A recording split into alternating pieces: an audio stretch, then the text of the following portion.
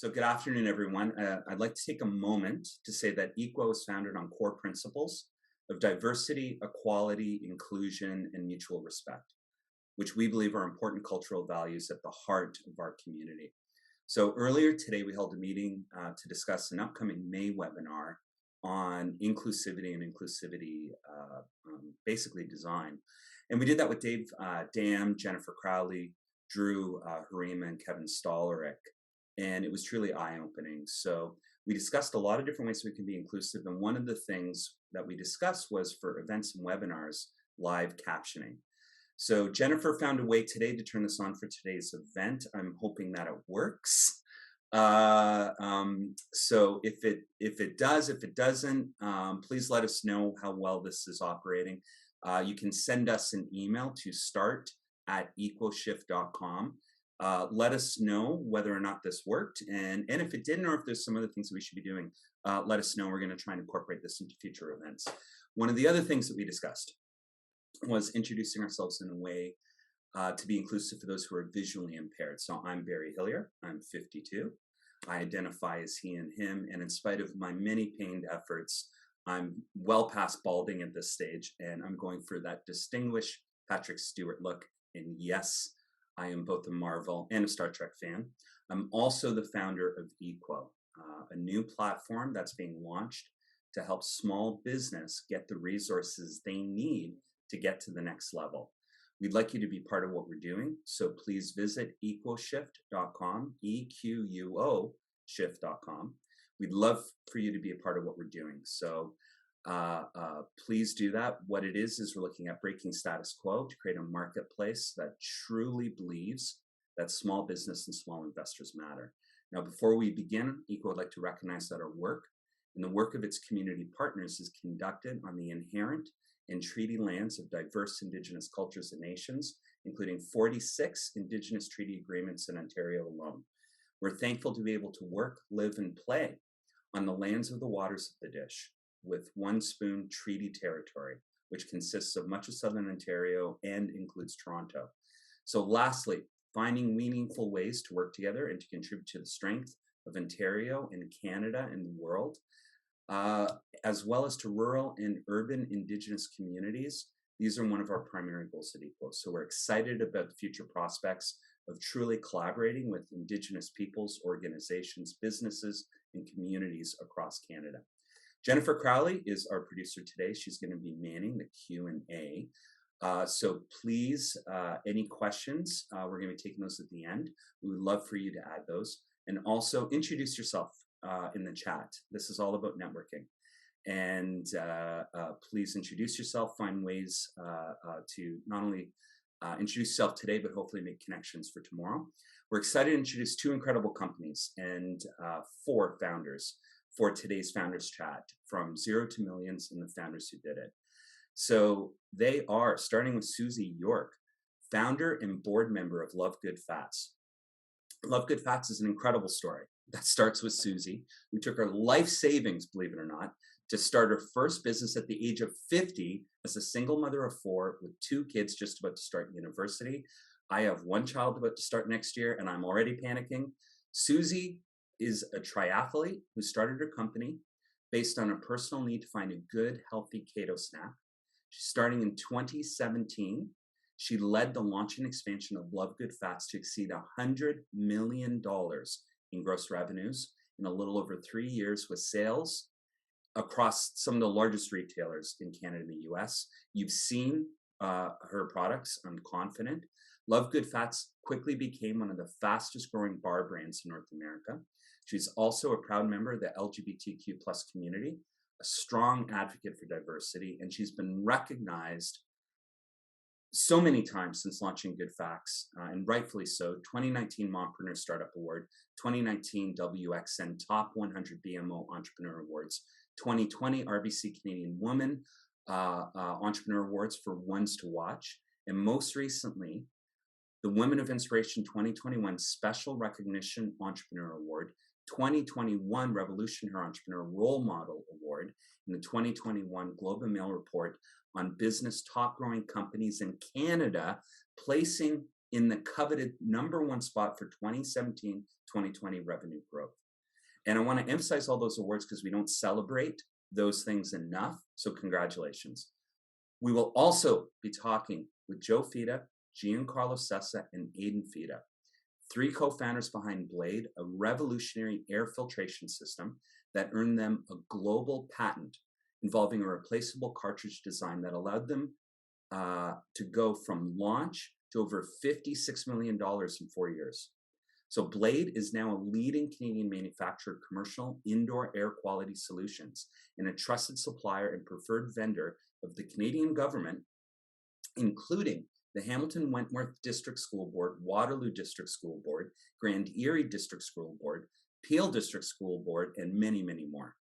Blade currently manages and improves the air quality of over 50 million square feet of building spaces across Canada, creating clean air environments across various businesses and industries. All 3 founders were inducted to the Forbes 30 Under 30 list for 2022. Impressive, right? Well, not if you're one of the Canadian banks who really isn't very interested in helping funding them. So we're going to discuss all of these founder journeys today. So I'd like to welcome them. Thank you very much. And Suzie, I want to start with you. It's hard to start a company at any age. We're from the same generation and in our 50s. What was it like for you to take that leap, a single mother with 2 kids in university, 2 still on the way, and placing that bet on yourself with your entire life savings? Well, thanks, Barry. I'll just describe myself a little bit. I'm wearing a black turtleneck. I have now silver hair thanks to COVID, and I pretty much cut it all off because it was long, so I do not look like pictures I had with my pink shirt before. And I have a couple of doggies here that are trying to kind of trying to get me to pet them if I'm looking down sideways. When I was 5 years ago, I turned 50, bit midlife crisis. My eldest daughter was going to McGill, following my alma mater because I'm an engineer graduate from there, and my son was still in high school. I was single, and then more recently, in the last 5 years, I met through work. I met my partner, and we're engaged, and she has 2 kids. So now we have a blended family of 4. One coming out of university, one going into university, and 2 more to fund through in the next couple of years. So it's and 3 rescue dogs, are COVID rescue dogs, which have changed my life. Looking back, I from the age of 15, I wanted to start a company, and I kind of had said, Mom, one day I'm going to start a company. But I pretty much, my first job was big corporate, Procter and Gamble, and marketing, even though I graduated in engineering. And then I followed my boss to PepsiCo. Then I got the big job at Heinz and Conagra, and then Weight Watchers as my first VP job of marketing, VP of marketing. So I was doing some consulting, but for me, it was a massive leap to go from 25 years of paycheck to dining room table, which, by the way, I still have the same dining room table. And then just, dial down the income and dial up from kind of part-time to more than full-time, launching my own brand. I really wanted a partner, and I envy the Blade team because I kind of felt insecure of just being by myself. Especially I was single and the house was mostly empty, other than my son part time.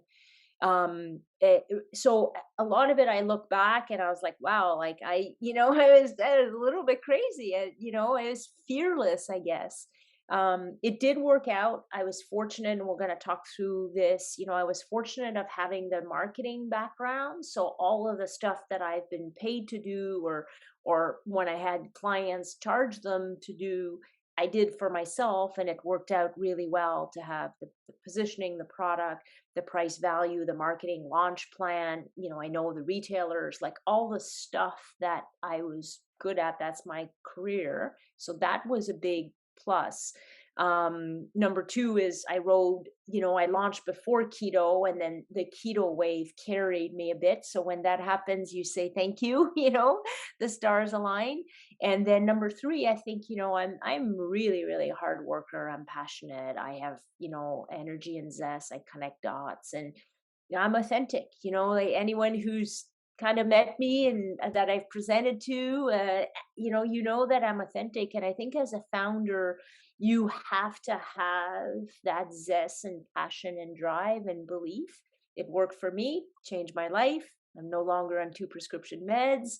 I want to share the word, get the word out. It was just kind of all the perfect ingredients coming together.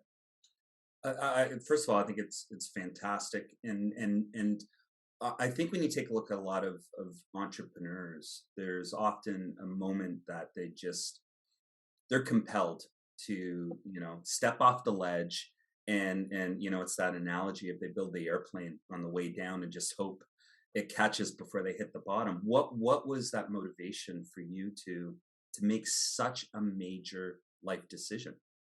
Well, for me, it started a bit naive, and we'll talk about the future and when I start a second company because I've learned. But for me, I was infuriated.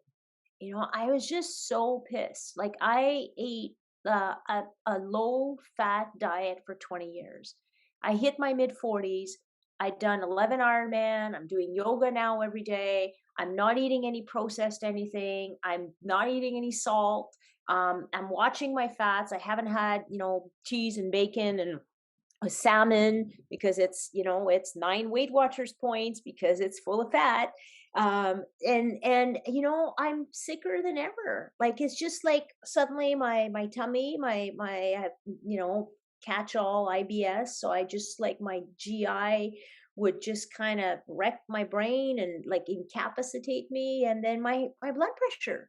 And it's like, oh my goodness, like I I'm checking off all the lists. I can't do anything more except change my diet and ignore the advice.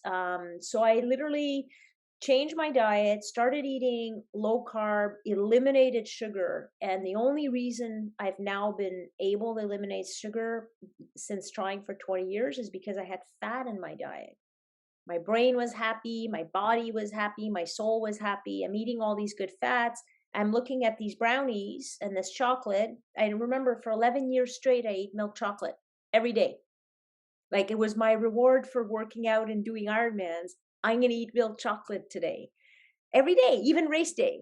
Now, I don't, my house is full of chocolates. Don't even, like, not even tempted for the sweetness. So I think, I was incensed. I'm like, the world needs a voice. We don't need another book because now there's 10 books saying that, we were all misled with the science in 1965. We need a brand. So I'm like, okay, I'm gonna get the word out. And that's my brand mission at the bottom of my emails. No, that's fantastic. So uh, a lot of people are probably looking at you, rightfully so, as an incredible role model. But I think people look at entrepreneurs and what they see is the end result. And your journey's incredible, but the narrative and the plot twists must have happened along the way.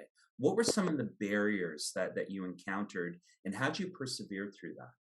Okay, I'll answer this one, but then I want to go to the blade. I want to go to the blade guys too. The I feel I'm hogging your show. They are Um, absolutely next, I promise. Yeah, it's really not sexy. Launching a brand is really, really hard. And, especially I've been an executive for 10 years before launching.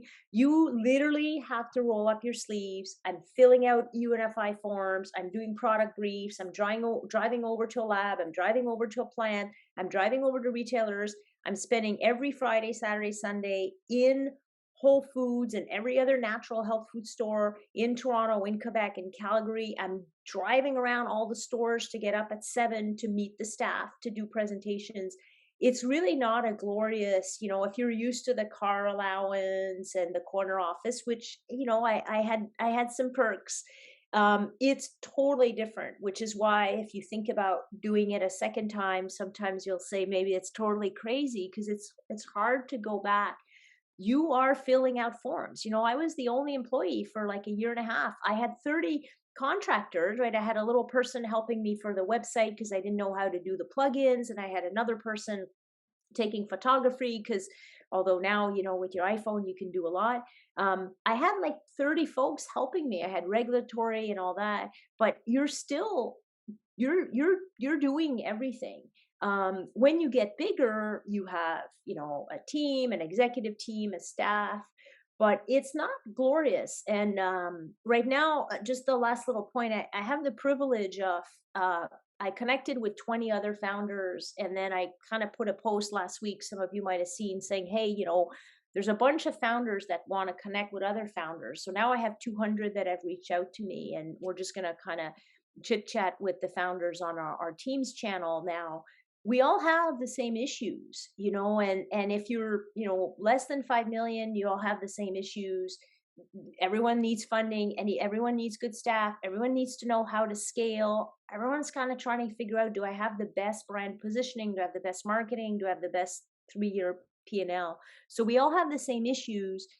It's hard. It's really hard. And if you're, I'm a woman, I'm older, I'm gay, I'm on the autistic spectrum. I'm French Canadian, so I don't know if that counts, but my brain's upside down sometimes, in terms of how I think and process. So it's hard. So for us to kind of figure out how to help each other, these podcasts are key. Barry, what you're doing with eQuo, am I pronouncing it right? Absolutely. Hands up, I'm going to promote it on our founders channel for sure. We all need money. We all need help. And in Canada, it's hard to start a brand. In the US, it seems like you get access to money easier. In Canada, you have to jump through so many hoops. And then even when you are successful in Canada, the US, money folks, they don't value you at the same way, because your proof of concept is far away up north. Yeah. So, I wouldn't do it otherwise than starting here again, but it's not easy. So we need to help each other out. I fully subscribe to that. I'm a very big believer in giving back, big believer that founders need to help founders. So I'm going to move over to Joe, Aedan, and Giancarlo. You're on the other side. You created Blade pretty much at a university. Most of you actually here are all sharing one thing in common, being engineers, which I didn't fully realize. And so in 3 years, you went from an idea to 28 million and then expanded beyond that. Sounds like a fairy tale. Was it? A little bit. if we bridge the version, sure, but yeah. Yeah, no, it was definitely a fun process. Definitely quite the story over the years. A lot of ups and downs along the way.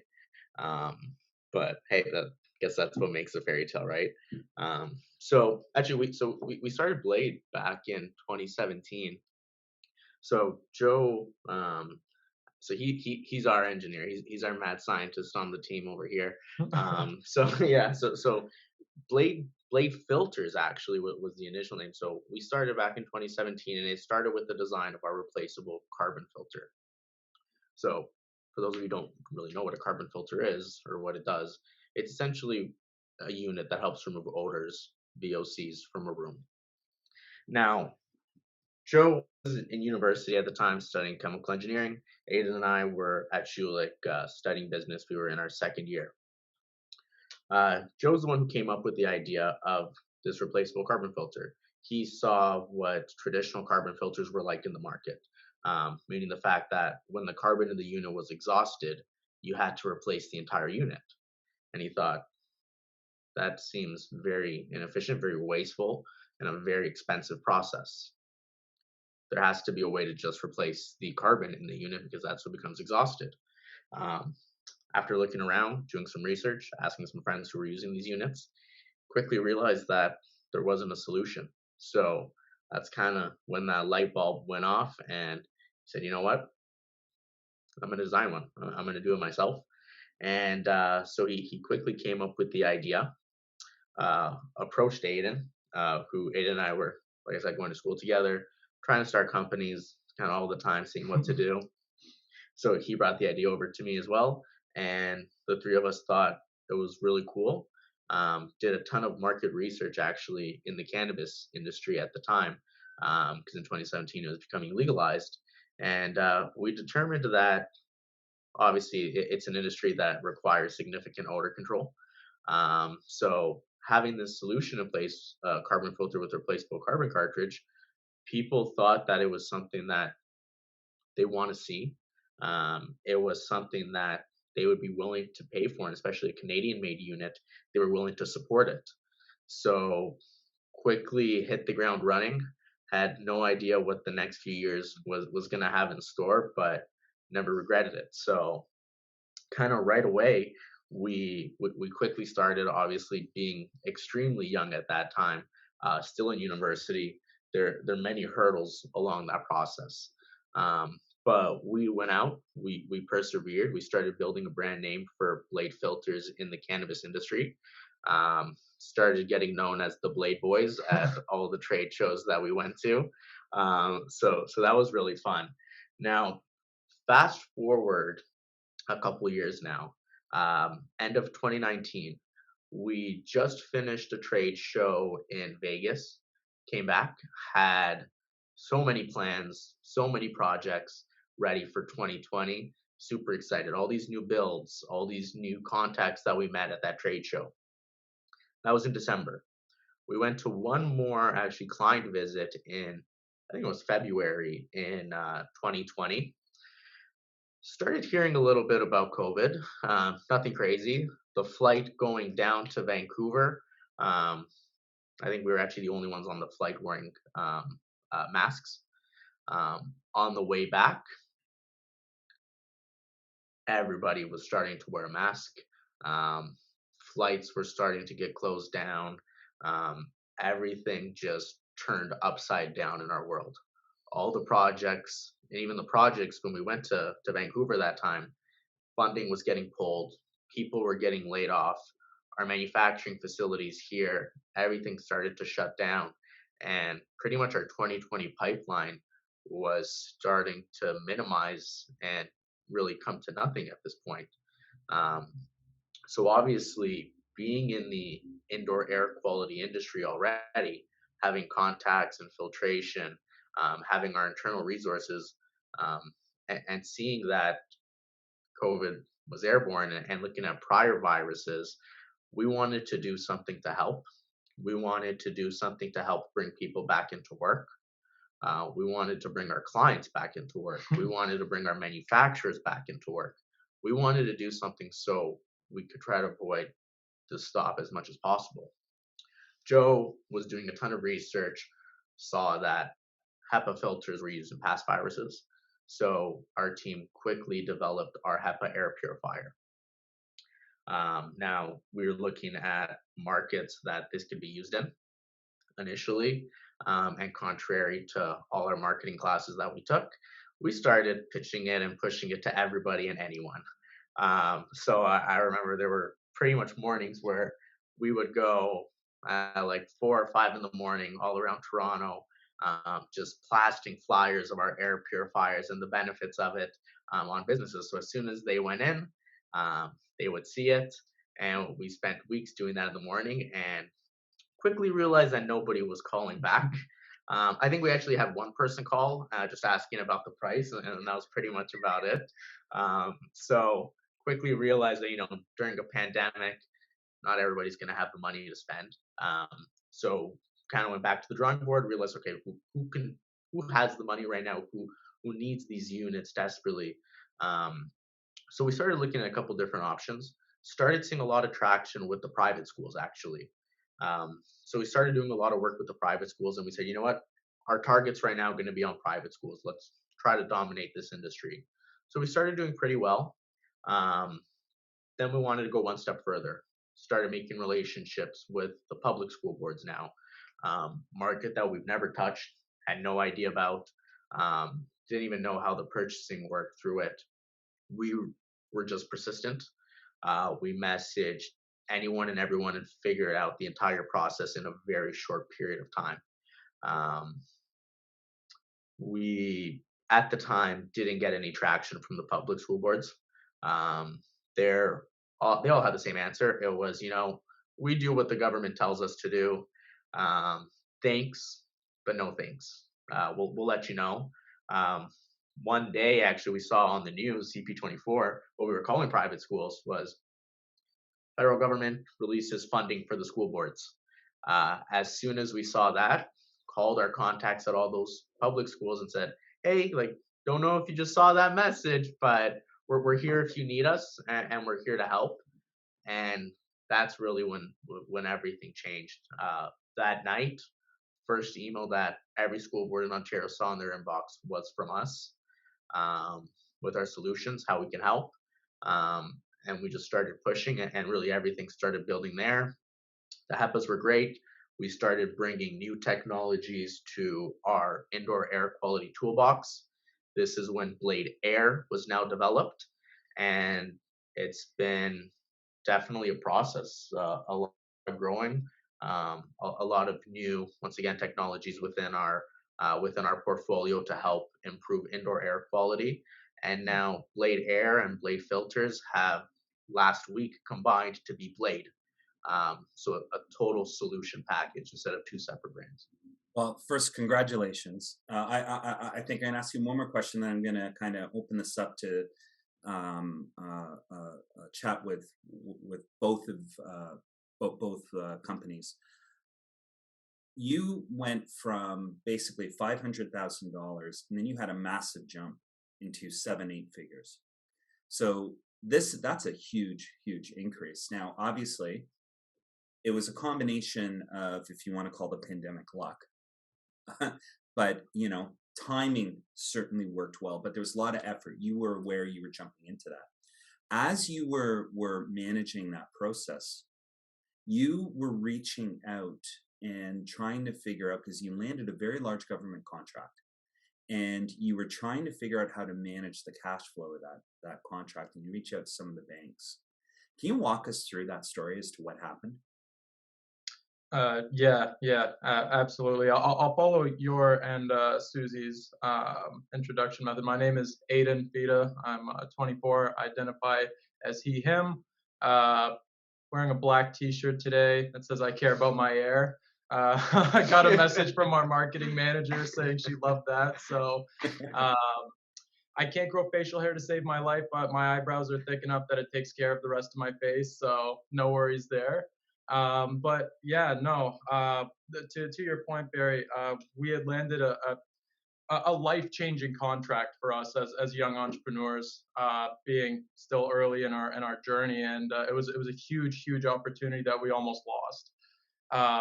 The funds were obviously guaranteed from the source that they were coming from, but because to your point, we had no real financial track record that indicated the sophistication or infrastructure or a capacity to manage this, no previous experience, and no financials backing it.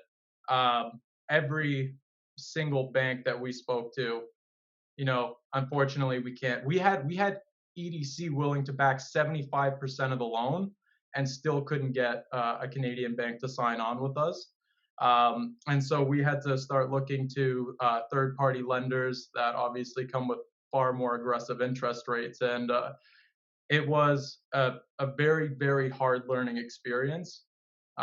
There was sleepless nights where you're just twisting and turning and you're cold sweating because you have this contract in your hand and you're on the cuspice of losing it because you can't get the project started without the cash flow. And we were very fortunate for the companies that we were partnered with on this contract, that they were patient with us. They knew we were doing everything we could on our side, and so they were willing to play ball with us. So we were very fortunate from that perspective. To the people that we were working with. But now that we're through that contract, and we're in a better position, we've shown a lot on our track record now. Even still to this day, like, getting credit is not easy. The lenders that we did end up working with, they were very good to us as well. We were very fortunate. We only ended up paying at about a 10% interest rate versus the 30%, which was the other offer on the table. So we were very fortunate, and that really came from our network of getting an introduction to this company and having people vouch for us. But even today, like, we're still struggling to find banks who are willing to play with us, because now we only have 1 year financial track record that shows any significance to them. And even on that point, everybody asks the same question. Well, how does this make sense? You're here and then you're here.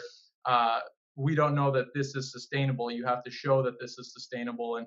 And even having a great start to 2022 and showing that sustainability at high income levels, they want to see 2-3 years before they're willing to touch anything, right? We rent the building that we're in. Most of our physical asset is inventory, and so that's constantly flowing in and out. But being in manufacturing is not cheap. It requires a ton of cash flow, and we were fortunate to find the partners that we did, but we almost lost a life-changing contract over the fact that even with a guaranteed funds coming in, and execution that minimized our risk and our exposure tremendously, couldn't find somebody who was willing to play with us and help us out. Well, so Suzie, I'm going to ask you. One thing that Aedan says is, they lost a lot of sleep, and I know, when I started my past companies, whether it was Dashboard or Glovebox Bumper, the amount of times that I wake up at 3 o'clock in the morning because I was worried about cash flow, I was worried about paying my staff, I was worried about losing a big contract, or it just feels like there's all of these things that you can worry about. What were the things that kept you up at night as you were building this company? Yeah, I'll just, you're making me revisit the first 3 or 4 years. Like, literally, I can't, like, I think it up to, a year ago, pretty much, if you don't have anything that's kind of in your gut, when you go to sleep, of course you'll wake up in the middle of the night. Of course, the next morning, it's a really tough roller coaster when you're scaling, and we were also scaling pretty quick. The story you guys are telling, I can relate to a little bit. We did get a big kind of loan with EDC, which the 100 of founders I'm connected to, the story is usually you don't have that loan. And it's really, really hard for startups. So it seems like, Barry, we're doing a commercial for your new company, but there certainly is a market space for what the service I hope you're going to provide. I'm sure it won't be a 30% rate or whatnot. We just got kind of really lucky, but I was launching a food product, so I had 30 co-packers tell me no, they won't make it. Then I had one that said yes. Then I made 88 recipes. He made 88 recipes back and forth. They're in my living room. I'm turning on the oven. I'm doing aging to see how the stuff, kind of how the bars melt with heat. I have all 88 of them lined up in my living room, and I'm checking them every 2 weeks because no co-packer in North America knew what to do with fat bars.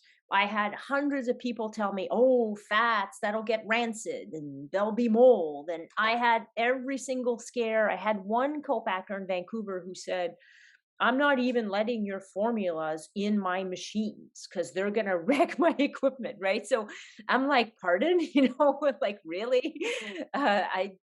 Wow, that's good to hear, right? But that's what, and we had a full production fail on April 26, 2017. So I had the little t-shirt printed with Suzie's Good Fats. I slept at my mom. I got up at 5 a.m. to drive to the plant and wear the hairnet and the white coat and stayed in the plant for 10 hours. And even though we had, the 88 recipes, 3 pilot runs, when it got down to crank the machines and make the 100,000 batch for the day, the full production fail on both. So I kind of came back, at 1 a.m. in the middle of the night on a Saturday night, kind of crying halfway through Kingston. And, I had to find another co-man. Like, we just couldn't get the formulas. Like, it's fat with no binder. So fat likes to bind with sugar or carbs. And I was like, no, sugar and carbs are bad. I don't want any in my bars. So that's just like, it's probably the most dramatic. It took, 80,000 of like the precious little dollars I had down the drain, and then had to change the formula, reorder, find a new co-packer, reorder packaging back in Korea. Like it's nuts, right? And we scaled so fast, and we raised, a total of, I think, between debt and equity, like 30 million or something. And every time you're, you know, like, it's hard to close. And the close rate is even when you're giving out equity, right? So equity is easier than debt, I think. Unfortunately, way more expensive, way more costly. If you have a good company, it's going to cost you an arm and a leg in the end. But even with that, you would get to the finish line, and you have bills to pay, and it's like, oh well, da da da da. It The last 3 years, the raises have been the most stressful. The product, making the product and making sure it, is tastes great and it's on the shelf, and you don't have, you don't have recall, you don't have food problems that the big companies have, number one. And number two, raising money. Those are like massive big two. And then there's another list of, 20 other issues that keep you up at night, but it's not easy. Well, I'm going to ask both companies. I'll start with Blade, and then jump to you, Suzie. All of these times you hear no, all of these barriers that you hit, all of the difficulties, and I don't know a single entrepreneur that I don't care if they're young, old, man, woman, non-binary. If you're a pink unicorn, you're gonna break down at some point. Like, it's so damn hard. What do you think makes entrepreneurs keep going in spite of that? So starting with Blade, what drives you when you encounter those difficulties to keep persevering? And then I'm going to jump to you, Suzie. You want to? Yeah. I think for us, it was, we knew when we were doing I guess when we originally started, we got, obviously it was like capital intensive. It was tough. Like, there's a lot going on. You need even the finest details, as Suzie was talking about. It's devil's in the details. You think everything's good, and then something small goes wrong, and it sets you back massively. It was really the fact that, I had worked at a number of companies, and so had these guys, just doing co-ops and stuff. And I had realized that, they weren't driving to make a change, like, a lot of the time. Like, a lot of people, they didn't have that passion. And I think that's what really keeps you going at the end of the night is, you see a problem, you've got the solution, and you've just got to believe that you will put your head through the brick wall, for lack of a better word, to get there sometimes, right? So you keep pounding away at it, and you work smart, obviously, but it's really that passion that drives you to it. You have to want to change the world, and it's your corner of the world, right? It's, you may not be changing like everything, right? You might not have a product that's, necessarily treating cancer, but you are making a change, and you have to believe in your change and believe that what you're doing is worth it. And if you do, and it'll keep pushing you. And then as you go, I've always said this, every person who rejected us and didn't invest in us when they had the opportunity, pulled out at the 11th hour, they have regretted it without fail. We have, and like usually within 2 weeks they find out, because we've grown so quickly. And that doesn't drive you, but it certainly sometimes makes you feel better when you're having a low moment, because you can look back and go, we did it, and we really we're still doing it, right? So that's also a huge help once you've gotten over the first few hurdles, anyways. No, that's great. Suzie, what keeps you going? Yeah, very similar though. I was dog with a bone. I think people who knew me in my first 20 years would say I had the same characteristic, like whether I was working on adult diapers or Tostitos or Heinz ketchup or Weight Watchers. I was dog with a bone, like just relentless and wanting to kind of figure out the problem that I'm solving. And then when you have your own company, it's such a different world, because at the end of the day, the buck stops with you.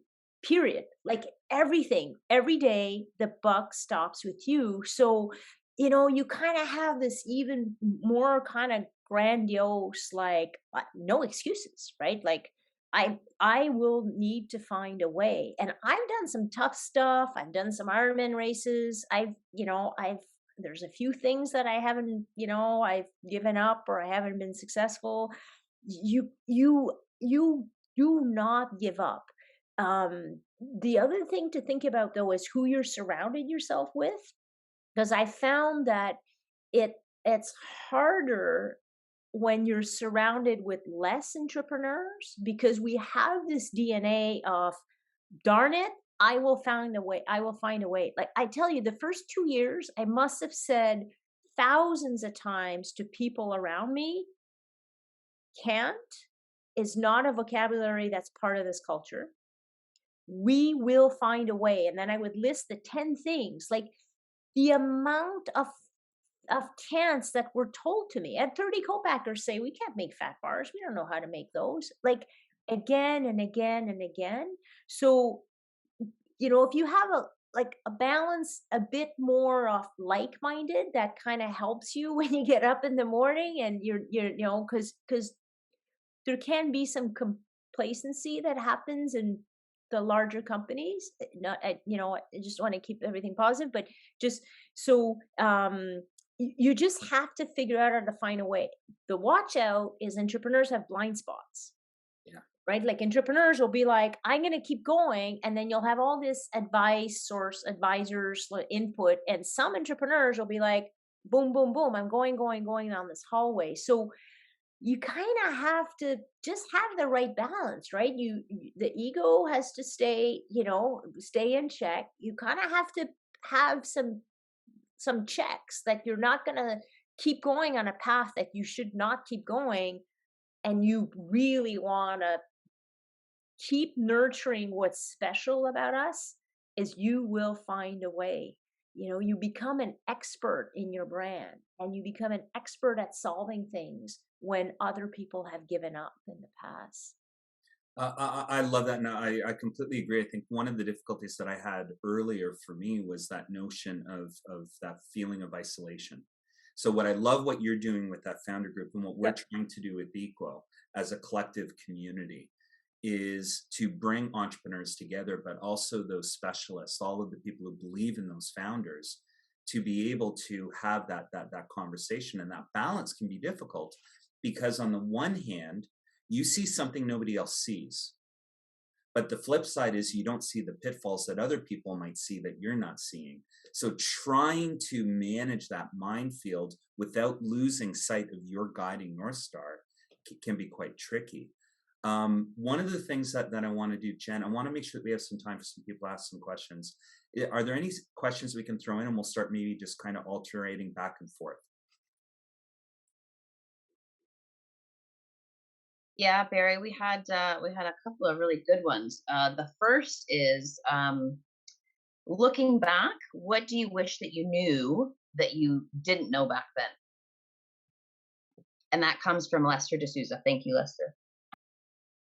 Suzie, do you want to maybe start, and then we'll jump over to Yeah, Blake? I think I wish I knew the whole equity game, right? Like I joined, I had a COO who was both, finance and operations. So I was blessed with having kind of one person have both area of expertise, but we were learning our way through the VC and game. And I think knowing what I know now, and I have a lot of advice, because we've had, I don't know, 5, 6 data rooms. We've danced nearly all the way to the altar a few times. So if, anyone's looking to exit or to raise with VCs, like I've done the dance multiple times. We've had 40 off VCs kind of pitch in a couple of our RFPs. I wish I kind of knew that game. It's not hard, but you just got to live it once to know the dynamic. And now everyone says the same thing. Watch out for this, about that, about that.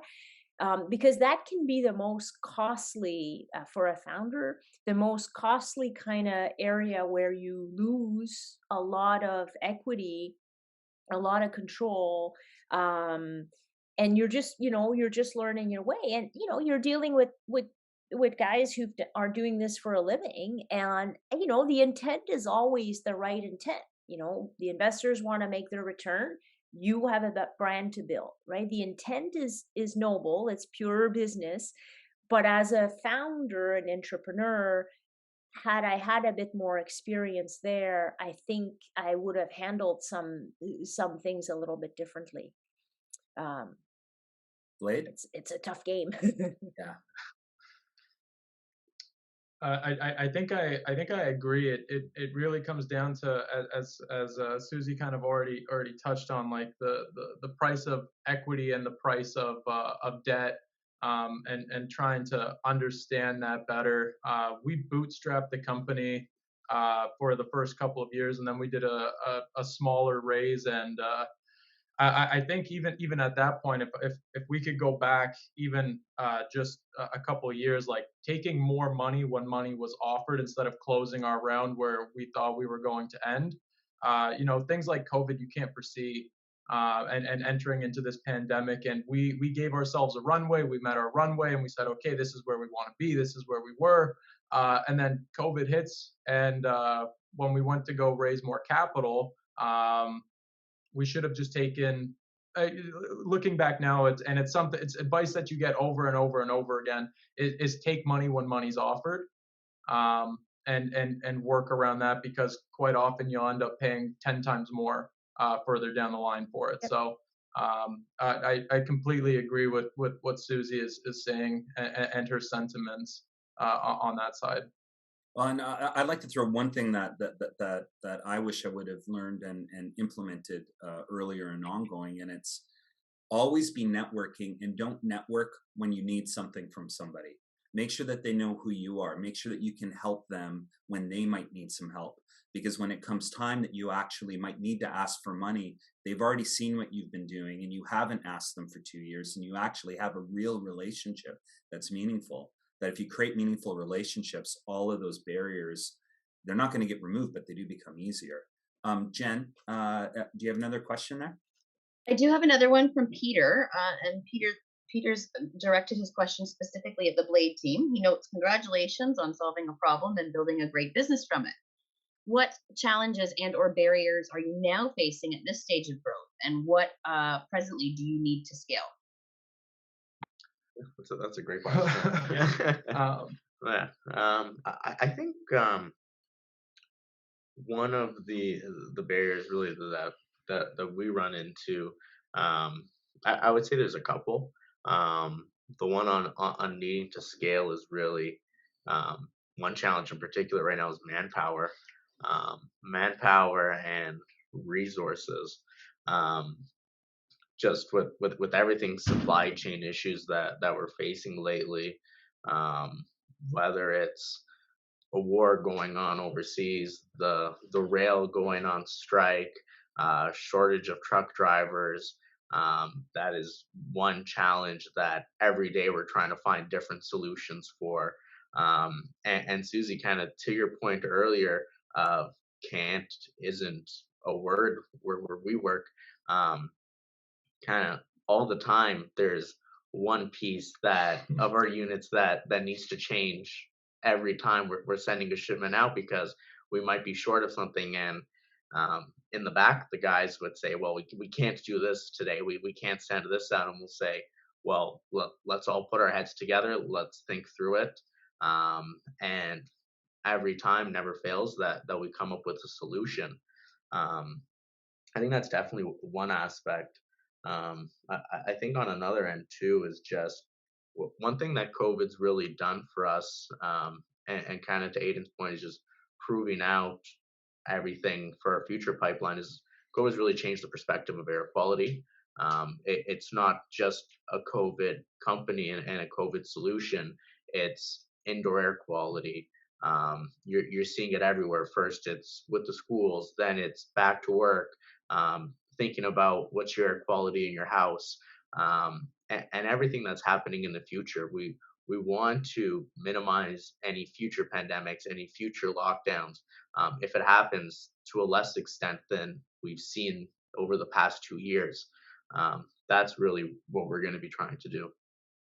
Well, and so Susie, I want to talk about the future and barriers and kind of where do you see taking your company? Because I know you you know, you have your own plans. Your company ideally is going to continue to grow. What is happening right now in terms of your continuing to scale Love Good Fast? But what are you also doing personally and individually, you know, in the next 5 years? Yeah, the 5-year question, you never kind of that question never goes away. Oh, It starts with your first job and it keeps going. So I've been very fortunate that I was able to step out of the day-to-day management. We have a new CEO now who's been in place for 6 months, and we had transitioned before that. So I'm very much enjoying the spoiled, board role, where I no longer have to kind of do all the work of all of the challenges that we discuss at the board that need to be addressed.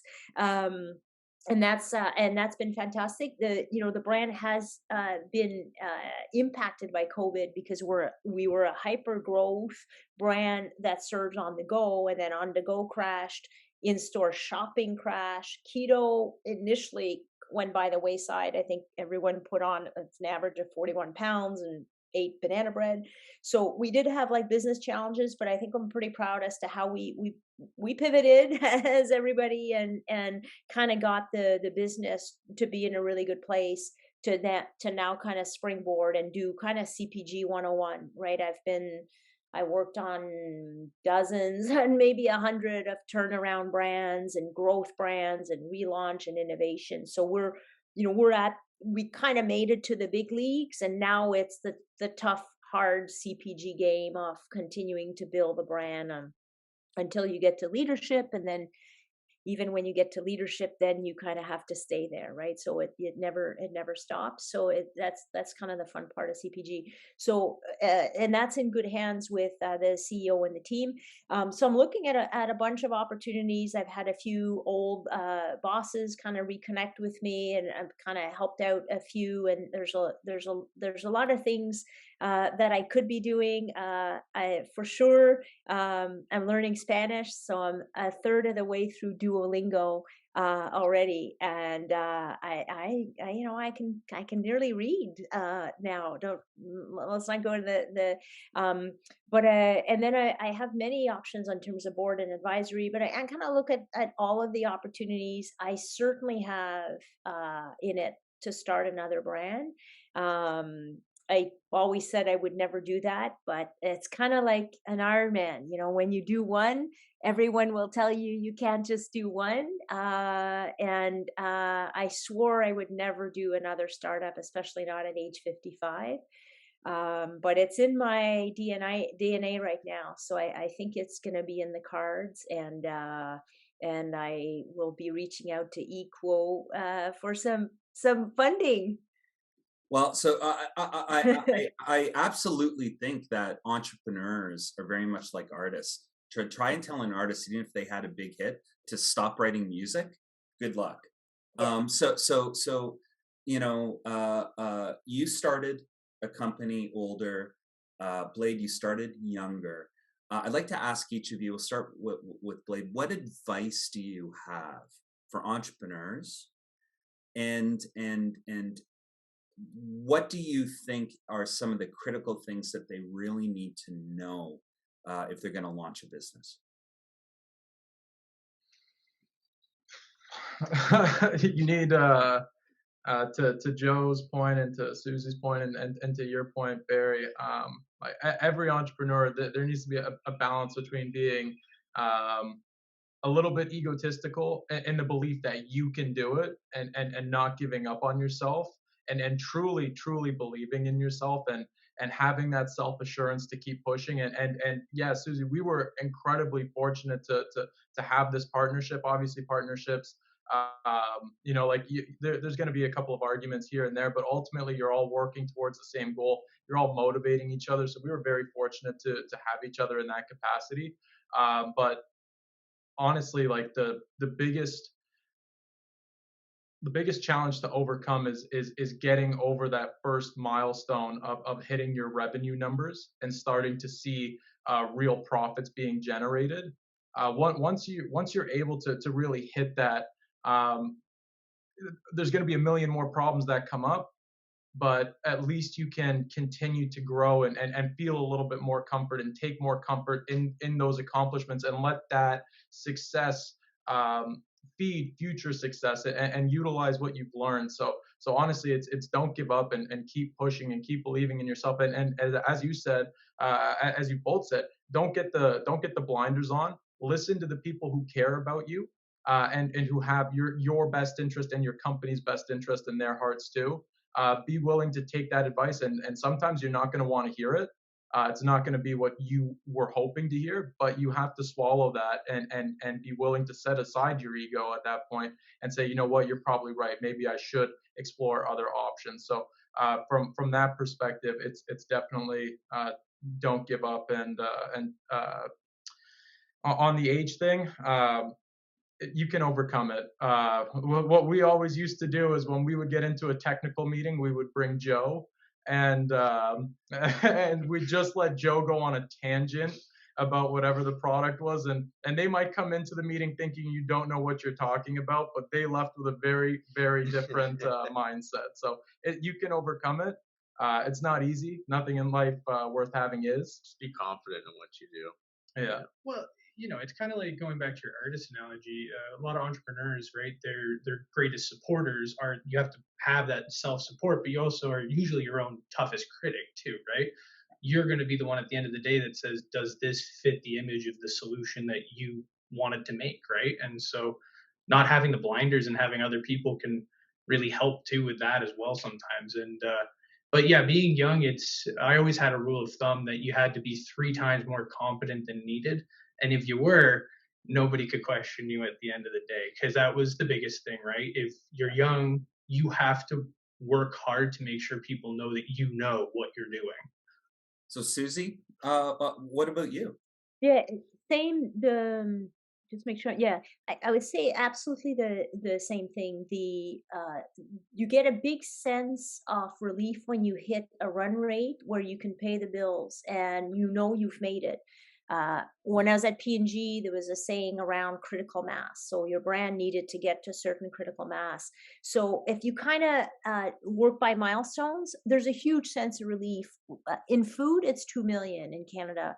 Once you get to that critical mass as a founder, you can say, look, now it's for me to screw up, right? Because I have enough critical mass that it's in my hands to screw up. And a little bit like at Ironman, when you get off the bike, now you can't, like, it's in your hands, right? You can't break a chain, and the bike is not going to stop you from finishing because you're off the bike. Now you're just running. It's in your hands to mess up. And if you've done good pre-work and you got to that point in a healthy enough place, you'll get to the next milestone. So having the focus on the milestone and having a big breath of relief when you get to kind of the 2 million. That being said, you have to have a plan, because you can get scale and implode if you're not managing your cash flow in the right way. So there's always going to be kind of the challenges, but break down and get to your first main milestone, and then you can kind of start feeling more secure inside that you've got something. That's fantastic. I'd like to thank everybody today. I'd also like to ask all the attendees, please check out eQuoshift.com, EQUO shift.com. What we're building, it's not my company, it's not the co-founders' companies. What we're building is a community to not just celebrate small business, but to actually empower them. And we're looking to break status quo by pulling in all the resources that business needs, specifically small business founders need, in order to scale. And we're really focusing on those that have been underestimated. And that just happens to be the vast majority of the 1.2 million Canadian small businesses and the 583 million global small businesses. And they've been underestimated due to gender, due to race, due to geography, due to industry, due to so many factors. And when the majority of people are being underestimated, first of all, they're not a minority, and it's time to create change. So that's what eQuo is all about. I know that there have been a bunch of questions that we haven't gotten to. We will work at getting back. I do believe that we want to kind of share as much information as possible. So I'll take all the questions that have been asked and not answered. I'm going to share them with Blade and Love Good Foods. Certainly go out, pick up Love Good Foods. That's easier. Blade, I'm not as sure if it's going to be quite as easy to support you guys, but if anybody is looking for air filtration units, or you know somebody, please make an introduction there. Thank you to everybody. Any closing final thoughts? Suzie, first, then Blade? Nope. Love Good Fats. We're in a bunch of stores. We're on Amazon and our website. So try some tasty bars. Awesome.